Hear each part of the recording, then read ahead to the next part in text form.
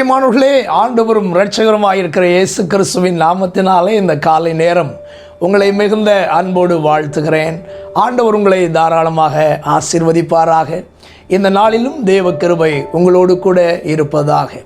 இந்த நாள் நம்முடைய தியானத்திற்காய் ஆண்டுடைய வேதத்திலிருந்து ஒரு வசனத்தை நாம் வாசிக்க கேட்போமா? யாத்திராகம புஸ்தகம் 3வது அதிகாரம் 8வது வசனம்.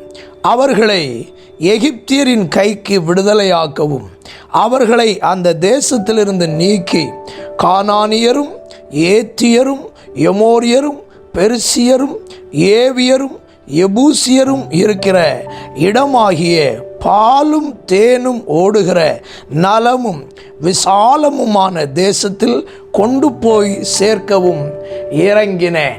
பிரியமான தேவ பிள்ளைகளே, இந்த காலை நேரம் நம்முடைய தியானம் விடுதலையாக்கி நீக்கி ஆசீர்வதிக்கிறவர்.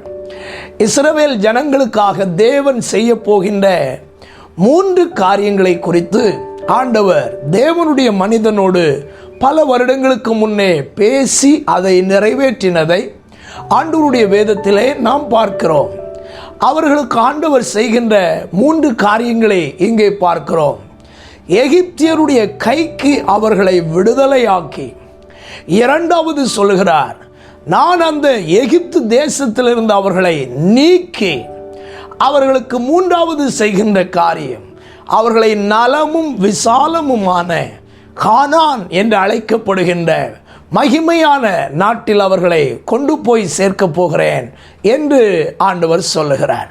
பிரியமானவர்களே, நம்முடைய ஆண்டவர் யார்? எங்கெங்கே நாம் விடுதலையாக வேண்டுமோ அந்த இடங்களில் நம்மை விடுதலையாக்குகிறவர்.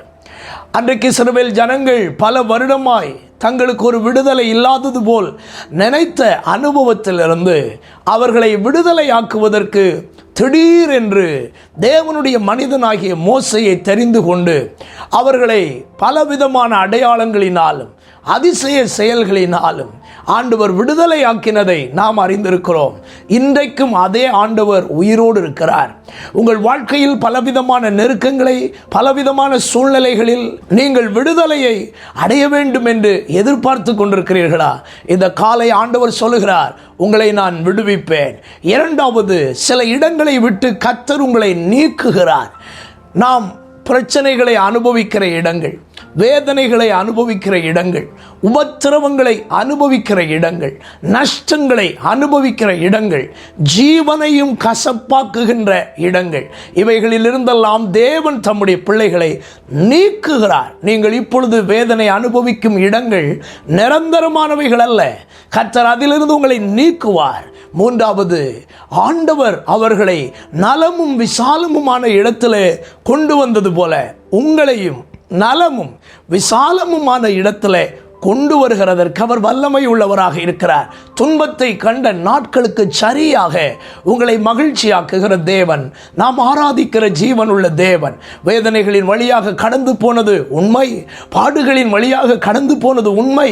ஆனால் இஸ்ரவேல் ஜனங்களை கர்த்தர் அப்படியே நிரந்தரமாக வைத்து விடவில்லை. அவர்களை விடுவித்து அந்த எகிப்திலிருந்து நீக்கி அவர்களை ஆசீர்வாதமான இடத்துக்கு கொண்டு வந்தார். அதே போல உங்களையும் விடுவிக்க வேண்டிய இடத்திலே விடுவித்து, நீக்க வேண்டிய இடத்திலிருந்து உங்களை நீக்கி உங்களை ஆசீர்வாதமான இடத்திற்கு கொண்டு வர அவர் வல்லமை உள்ளவராக இருக்கிறார்.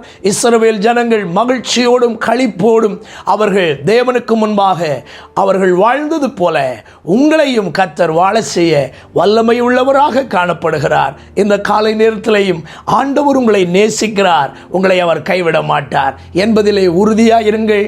நிச்சயமாய் உங்களை விடுவித்து நீக்கி உங்களை ஆசீர்வாதமான இடத்திற்கு கொண்டு வருவார் என்பதில் உறுதியாயிருங்கள். கர்த்தர் உங்களை ஆசீர்வதிக்க வல்லவராக இருக்கிறார். நாம் ஜெபிப்போமா?